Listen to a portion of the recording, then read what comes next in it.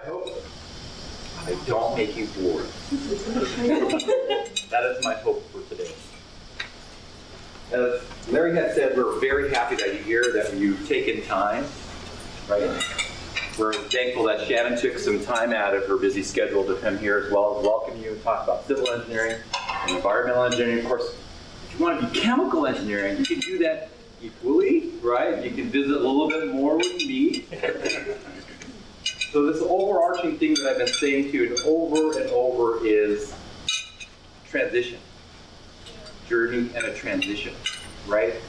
And what did I say? I don't want to hear any more excuses. Why you're not here or somewhere. Unacceptable to me. But that's okay. You know, I'm being a little bit hard on you. I'm pulling out my Army training that I had. I won't make you drop and do push-ups and grass drill. That used to happen. But anyhow, as you know, as I said, all of us have told some type of story, and you heard a little bit about my story, right? Being one of the first to graduate from Montana State as a Native American engineering, first at Virginia Tech, one of 4 Native American engineering faculty in the U.S. So there's not very many of us at all. We've had to fight to get where we are. I have a voice that I share, and sometimes people don't like to hear it. That's just too bad. I'm now here, and I'm tenured, and I can say what I want to say, right? And I can share. Really what I'm trying to say is I have a place at the table to be able to share, to try to help, to bring a voice, to be able to help you arrive where you are. Now, when you look at this slide, right, here, you know what this is, right? This is a boarding school that we all, maybe a parent had to do it, my parents had to go through this. And of course, that was where they were trying to train us and convert us and turn us into something else so that way we became assimilated and they could erase us.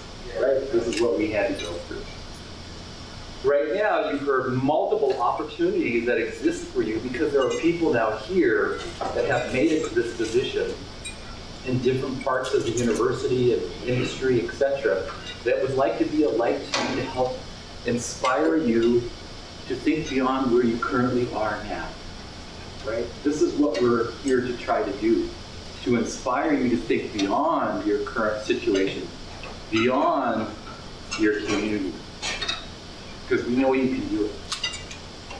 Here's a picture of a Native student that's giving a presentation at some type of higher education event, like American Chemical Society, etc. And this is what I want, personally, this is what I want to see is more of us there, as a voice. And as I said in the past, anyone has ever seen what an icebreaker is, right? Have you seen what those are or know what they are? Dave? It's a ship. Right. So if everyone watches Fair at Sea, you know this huge ship goes through, breaks the ice, and of course for this to work, is that other ships must follow through in order to make sure that this path stays there. And we want you to follow behind us to do that. Now we've gone through a lot, and I'm not trying to make you feel bad or make anyone feel bad, it's just the nature of where we are. Now, if you look at our country as a whole, before we, and I'm not going to say figures, but before we were colonized, right, there were enormous nations here in the United States that were native. And I don't know if any of you have heard numbers before about how many people lived here, but there's been numbers said over 100 million Native Americans lived in the United States. And we populated everywhere. Our cultures were rich, and this is what we are left with now. And why did that happen? Because we did not have, as we've all been saying, knowledge to be able to transition and be able to control our fate, right? But it's different now, right? We now have the ability to do that. So I'm not trying to make you feel bad, like I said. I'm just trying to show you something. And how has that been reflected over time? This is what the United States population, if you look at any type of statistics and they talk about the population growth, they say that, before we were colonized, there were no people here. They were all, no one's here. What did I just say? There's well over 100 million rich culture that was here that existed. but this is how they count it. And now they're finally counting us, right? But even then, we still are not heard, right? Usually when they talk about trying to advance minority, they might talk about, I'm not trying to make you feel bad here, but we usually talk about women, and they'll talk about African American, and Hispanic, and then we always forget about where the Native Americans. We were the first here. We were the ones that you're trying to erase, remember? We were here first. And this is what I thought you'd like. So what did I talk to you about yesterday? I said one of the things that we're all trying to do and try to inspire you to do is get out of your comfort zone, right? Didn't I say that? That there is such enormous potential in you, and I gave it an analogy to that. I said, what if I took you, now I'm going to take you out. Take you when you're 2 months old and put you in Japan, and you know, now you grow up with Japanese parents, and you know, what language will you talk again? Language will you speak? Japanese, probably English, probably Chinese, you know, Mandarin, more than one language. Yet your life transitioned dramatically because someone was able to inspire you and instruct you in different ways, and because of that, you actually were able to become far greater than what you are now. But that same seed that's in you has that potential to grow. And that's what we're here for, to inspire, to water you, so that you will grow. And so we spoke quite a bit about this, right? We're trying to pull you out of this comfort zone, help you overcome these fears, help you start to learn and increase your self-confidence so that you can grow, acquire new skills, transition, and most of you have said almost universally that you want to help others. And in order to help, you have to be a little bit selfish sometimes. Have you ever heard that before? Mm-hmm. And why did they say that? Why did they say you need to? Help yourself. Exactly. You're an empty cup. We need to fill you up so that way you can share what you have now. So, another way to think about it is like this. In order to help people, you have to first learn how to help yourself, as you said. And we do this all the time, right? What do they say when you're on an airplane? Who's flown on an airplane? Yeah. Right? What do they tell you? First, put the oxygen on you first so you can help others. First, go to college, maybe here, become a chemical engineer. Or you could be civil environment, the first chemical, right? Do that, and then you can help others. Right? You can now help your community, whatever it is. Now, they also talk about the same thing if you're learning how to save someone that's swimming. Now, have you ever heard of this before? What do they tell? What happens when you're drowning? Transferring other people down with you. Yeah, this happens. I've heard this over and over when I was growing up. I think the thing that they used to like to call us is this first happened to my second oldest brother, who's a pastor, and I don't know if I told this story, you've heard it before, but he went to Haskell. That's where he went, because my father went to Haskell, and it's a good place. But he went there, and he married an Navajo woman, and they're pastors, and they did that. But when my brother married her, right, the first thing he noticed is because we grew up not on a reservation, that was intentional, because my grandfather didn't want what was happening to what he endured happening to his kids. And so my parents adopted that same thing and said, no, we don't want them to suffer as we suffer. And so anyhow, we're, as Judy said, urban, we didn't fit anywhere. We don't fit anywhere. That's a difficult thing. But anyhow, so he married her, and the first thing that she said to him was, you've probably heard this before, you're an apple. You've heard that before. Right? Red on the outside, white on the inside. Don't ever let that be a barrier to you, because you can help others. You can. And because you're learning something that may not be what you're most comfortable with, or maybe they're not comfortable with you changing, don't let that ground you and pull you down. First save yourself. First move forward. And then you can help others. And then you can actually defend while you're doing this, right? But if you don't do that, you're still empty. So when I was in the military, we would call that triage. We would assess the situation. It's like, I would look at you and go, you know what? You're old, you're gonna die anyhow, so I gotta move on.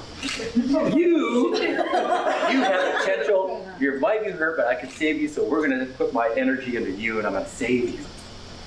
Right? So sometimes, along the way, right, that along this path that we're taking, there'll be others that you cannot change. They are fixed in what they believe, and then sometimes those beliefs can hold you back from being able to achieve what you need to achieve, right? I'm saying to you, what am I saying? Step out of that, right? Save yourself. Put the mask on, breathe the oxygen, and then you can help others. Don't let the guilt of others hold you down. And as I told you in my story, I didn't fill in all the blanks along there, but I've endured quite a bit to get where I am. I remember one time, this is so funny. My mom was very quiet. I'll tell you the story. This is how stubborn I was as a kid. I got married when I was in high school, which was kind of cool in some ways, because I could skip school whenever I wanted. Because I'm married. I don't live at home anymore, so I just write the note. Chris is missing school today because he doesn't feel bad. Signed, Chris. Isn't that awesome?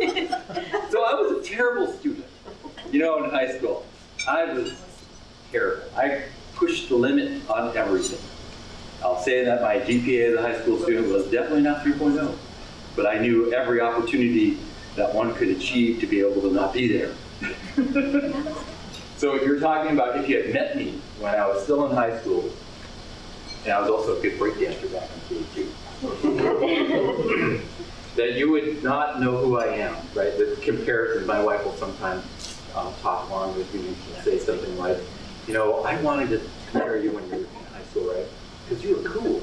And then you turned into this nerd. Like this guy that does this math and you do this all the time. It's like you write on napkins and stuff. You have pictures of stuff I'm thinking about. I was like, wait, I got an idea. So writing it down. He hates that. But, this is who I am. But the thing is, as I keep saying over and over again, right, there's such potential in you. And my hope and my goal is to try to pull you out of your comfort zone, right? To allow you to overcome your fears so that you can grow and achieve other things. And as we talked about yesterday, when you reach those points, what can you do? You can help others. Right? You can help others. So, which of these seeds is a redwood?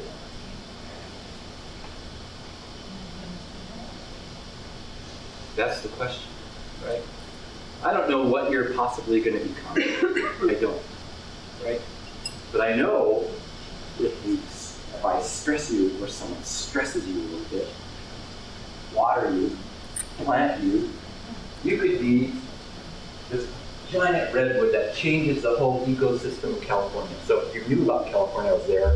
My wife and I went camping there. I love camping because she likes it too because then I'm not writing and I'm not on the computer and I'm not on, doing stuff all the time. So she likes it because then I turn my head off. But anyhow, so we like camping. And so we're there. And did you know that we have cut down over 95% of the redwood forests? Destroyed it. It used to run all the way from Northern California all the way down into the Los Angeles area. And that whole ecosystem it created was being able to control the weather, so it was greener there, and we chopped it all down, turned it into desert. So when I was there, that's what I had learned, but what I found so amazing is that this little seed can transform a community, a state, a people. And that's who you are. So, with that, you've heard me blah, blah, blah enough, right? I really think there's success ahead for you. And as I said, I'm trying to pull on you to think more so you can achieve those successes. Because what we really want, we just want an opportunity to be able to speak and share who we are, right? This is all we want. It's a simple want. But to get there, we have to have a place at the table. You guys are part of that, to create that opportunity for all of us. So I'm excited that you're here. Sorry I went blah, blah, blah. But that's who I am. I'm a professor now, and man, my wife was like, Chris, stop talking. I could talk forever just like anyone else. I mean, like I said, if you looked at my social style, really I'm an introvert and extremely analytical, but I also have this other skill set that I grew with time because someone challenged me and I pushed me out of my comfort zone. And some of it was to try to help people, our people. So with that, I'm going to close and say thank you for taking time, which I know is precious to us all, to come here. So thank you.